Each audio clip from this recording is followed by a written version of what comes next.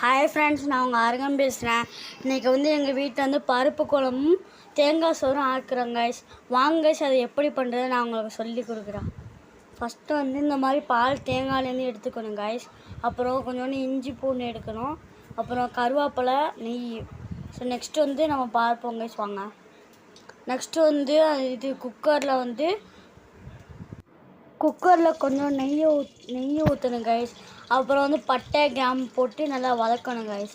பாருங்கள், பட்டை கிராம்பு போட்டு நம்ம நல்லா வதக்கிக்கணும். அப்புறம் நெக்ஸ்ட்டு பட்டை கிராம்பு போட்டு நல்லா நம்ம வதக்கிக்கணும் கைஸ். வதக்கிட்டு பாருங்கள், நம்ம இப்போ தான் வதக்கணும். பாருங்கள், நல்லா அதை நெய் வந்துக்கணும். கருவேப்பிலையும் கொஞ்சம் போட்டுக்கணும் கைஸ். நெக்ஸ்ட்டு நம்ம பட்டை இதெல்லாம் போட்டுக்கணும். பட்டை கிராம்பு இதெல்லாம் போட்டுருணும். வாங்க கைஸ், பாருங்கள், போட்டாச்சு. போட்டினதுக்கப்புறம் கொஞ்சோண்டு வதக்கி விடணும் கைஸ்.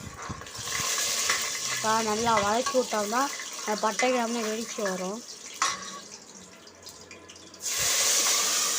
நெக்ஸ்ட்டு பார்த்தீங்கன்னா கருவேப்பிலையும் கொஞ்சோண்டு போட்டுக்கணும் கைஸ். போட்டுட்டு நல்லா அதை வேக வச்சுக்கணும் கைஸ். அப்புறம் ஒரு ஸ்பூன் இஞ்சி பூண்டு பேஸ்ட்டு. இது ஒரு உலக்கு அரிசிக்கு ரெண்டு உலக்கு தேங்காய் பால் ஊற்றணும் கைஸ். நெக்ஸ்ட்டு நம்ம இஞ்சி பூண்டு போட்டு நல்லா வதக்கிக்கணும் கைஸ். அப்புறம் ஒரு உலக்கு அரிசிக்கு 2 கப்பு தேங்காய் பால் ஊற்றணும் கைஸ். பாருங்கள், இதுதான் நம்ம ஒரு உலக்கு கப்பு. நம்ம இதில் ஒரு உலக்குக்கு அரிசி போடணும், 2 உலக்கு பால் ஊற்றணும் கைஸ். இந்த பாருங்கள், தேங்காய் பால் ஊற்றியாச்சு. நெக்ஸ்ட்டு நம்ம அரிசி எடுத்து போட வேண்டியதாங்க கைஸ். போட்டுடணும். போட்டு கொஞ்சோண்டு உப்பு எடுத்து தூவி விட்டுறணும் கைஸ். நெக்ஸ்ட்டு நம்ம பருப்பு குழம்பு என்ன செய்யணும்னு பார்ப்போம் கைஸ். ஃபஸ்ட்டு ஒரு தேங்காயில் இது ஃபஸ்ட்டு பால் செகண்ட் பால் எடுத்துக்கோங்க கைஸ். அதில் கொஞ்சோண்டு மசாலா தூள் போட்டுட்டு காய்கறிலாம் போட்டு நம்ம அடுப்பில் வச்சிடணும் கைஸ்.